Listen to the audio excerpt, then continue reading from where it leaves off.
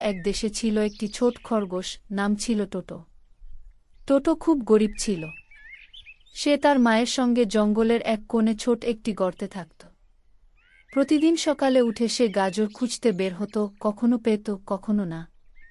কিন্তু টোটোর ছিল এক স্বপ্ন, সে চায় বড়লোক হতে, এমন এক খরগোশ হতে যার নিজের ফার্ম থাকবে, অনেক খাবার থাকবে, আর কেউ যাতে অভাবে না থাকে।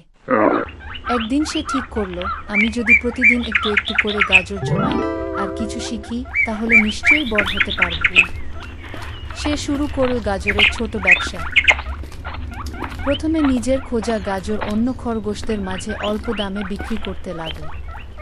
তারপর সে বুঝল শুধু বিক্রি করলেই হবে না, গাজর চাষ করতে হবে। সে এক বুড়ো কাছিমের কাছে গিয়ে কৃষির উপরে শিখতে লাগল।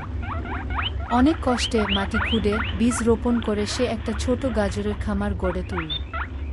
দিনে সে কাজ করত, রাতে শিখত। বছরের পর বছর কঠোর পরিশ্রমের পর টোটো হয়ে উঠল পুরো জঙ্গলের সবচেয়ে বড় গাজর উৎপাদক। এখন তার অনেক কর্মচারী আছে, কাঠবিড়ালি, হরিণ, এমনকি কয়েকজন হাতিও।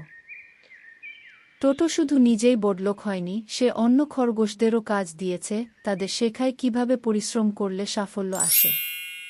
আজও জঙ্গলে একটা প্রবাদ চলে, যদি খরগোশ টোটো পারে তবে তুমিও পারবে।